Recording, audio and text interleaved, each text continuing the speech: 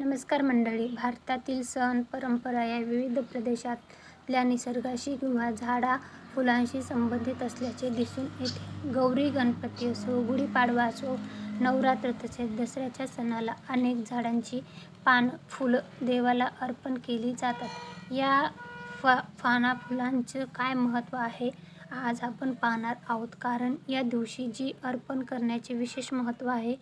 नवरात्रीनंतर विजयादशमी म्हणजे दसरा हा सण साजरा केला जातो. दसरा हा सण विजयादशमी का साजरी केली जाते, तर विजया म्हणजे विजय आणि दशमी म्हणजेच 10वा, म्हणजे 10व्या दिवशी हा सण साजरा केला जातो. म्हणजे नवरात्रीचे 9 दिवस आणि 10वा दिवशी विजय असे म्हणून विजयादशमी हा सण साजरा केला जातो. तर रामायणात विजयादशमीचे महत्त्व आहे. राजा रामाने म्हणजे प्रभू श्रीरामाने सीतेचे अपहरण केलेल्या राक्षस राजा रावणाचा या दिवशीच वध केला असं आख्यायिका आहे. म्हणून या दिवशी विजयादशमी हा सण साजरा केला जातो. भारतात सर्व ठिकाणी रावण दहन केले जाते. याच दिवशी दसरा हा सण साजरा केला जातो. सीमोल्लंघन केले जाते. दसऱ्याला शस्त्रपूजाही केली जाते. तसेच आपट्याची पानं सोनं म्हणून वाटली जातात. पण ही आपट्याची पानं का म्हणून वाटली जातात आणि सोनं म्हणूनच का बरं वाटली जातात ते आता आपण पाहणार आहोत. ही प्रथा नेमकी आहे काय, तसंच या पानांना एवढं महत्त्व का आहे ते आता आपण पाहणार आहोत.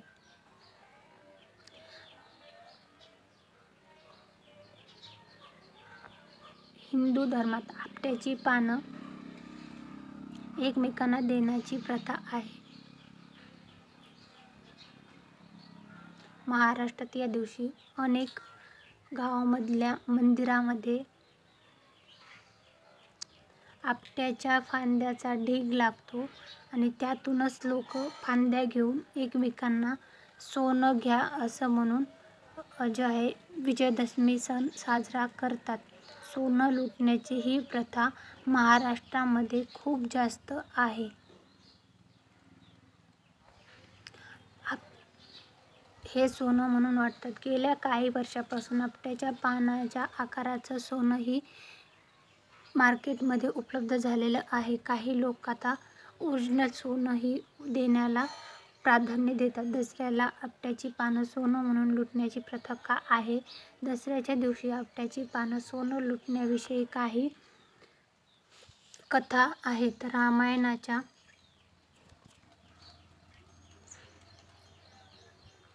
पंचम सर्गात रघुवंशामध्ये दिलेली एक कथा अशी आहे की पूर्वी पैठणमध्ये देवदत्त नावाच्या एका ब्राह्मणाला कौत्स्य नावाचा मुलगा होता. तो सुशील होता, म्हणजे सुशिक्षित होता.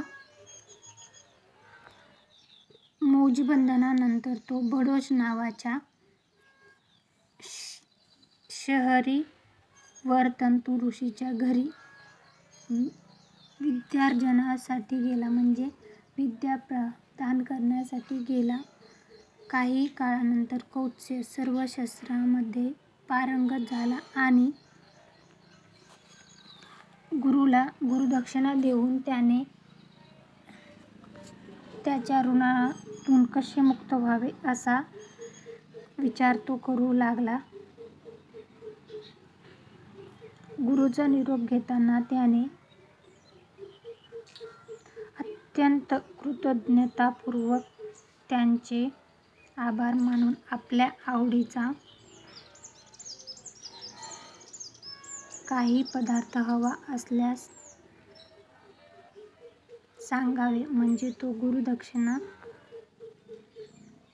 म्हणून देता येईल असे शिष्याने आपल्या गुरुला म्हटले. कौत्स्य म्हणाला, मात्र दक्षिणेसाठी शिष्यांना विद्या देणे हे योग्य नाही. असे शिष्य विद्वान झाला हीच गुरुदक्षिणा असते असे ऋषी म्हणाले. कौत्स्याला काही हे पटले पटत नव्हते आणि त्याने आग्रह धरला. त्यावेळी ऋषी म्हणाले की मी शिकवलेल्या प्रत्येक विद्येसाठी 1 कोटी अशी 14 कोटी मुद्रा त्याही एकाच व्यक्तीकडून आणून दे. कौत्स्याने हे मान्य केले. म्हणजे शिष्याने हे मान्य केले. ऋषींनी सांगितलेली दक्षिणा कठीण आहे हे लवकरच कौत्स्याच्या लक्षात आले. रघुराजा मोठा, उदार आणि विद्वानांना आश्रय देणारा आहे असे त्याला कळले. कौत्स्य रघुराजाकडे गेला. मात्र त्यावेळी रघुराजाने विश्वजित यज्ञ करून ब्राह्मणांकडून सर्व द्रव्य भांडार लुटण्यास दिले होते. परिणामी त्यांच्याकडे आता काही शिल्लक नव्हते.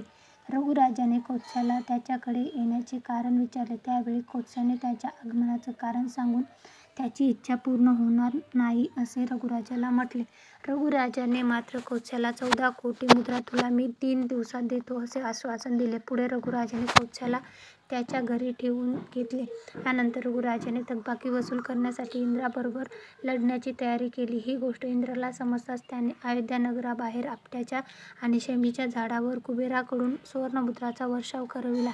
रघुराजाने त्या सर्व कौत्स्याला दिल्या. ठरवल्याप्रमाणे कौत्स्याने तंतुऋषीच्या पुढे 14 कोटी मुद्रांचा स्वीकार करण्याविषयी विनंती केली. ऋषींनी 14 कोटी मुद्रा ठेवून बाकीच्या कौत्स्याला परत केल्या आणि कौत्स्याने त्या रघुराजाला आणून दिल्या. मात्र रघुराजा काही त्याला स्वीकार करत नव्हता. शेवटी त्यास आपट्याच्या आणि शमीच्या झाडाखाली त्या मुद्रांचा ढीग करून लोकांना नेण्यास सांगितले. लोकांनी ही संधी साधून नगराच्या सीमाबाहेर असलेल्या त्या झाडाची पूजा केली, सोनं लुटलं आणि एकमेकांना देऊन आनंदही व्यक्त केला. हा दिवस विजयादशमीचा होता. तेव्हापासून आपट्याच्या झाडाची पानं सुवर्णमुद्रांच्या ऐवजी आपट्याची पानं लुटण्याची प्रथा आहे. आपट्याच्या झाडाला महत्त्व काय आहे तर आपट्याचं पान म्हटलं की डोळ्यासमोर 2 भागात असलेलं हृदयासारख्या आकाराचं हे झाड उंचीला खुद्द भारतीय उपखंडात आढळतं. आयुर्वेदात आपट्याला च्या सालीला रस पचनासाठी, रोगासाठी वापरला जातो. मूतखड्यासाठी, कफ आणि पित्त दोषासाठी आपटा गुणकारी असल्याचे सांगितले जाते. आपट्याची पान भेट कशी द्यावी? दसऱ्याच्या दिवशी सकाळी स्नान करून नवीन कपडे घालून आपट्याची पाने तोडावी. शहरात हे शक्य होत नसल्यास ती विकत घेतली जातात. ही पानं मित्रमैत्रिणींना, नातेवाईकांना सोनं म्हणून भेट द्यावीत. देताना सोनं घ्या आणि सोन्यासारखे राहा असं म्हणून शुभेच्छा द्याव्यात. तर अशा प्रकारे आपट्याच्या पानाचं महत्त्व आहे. Thanks for the watching.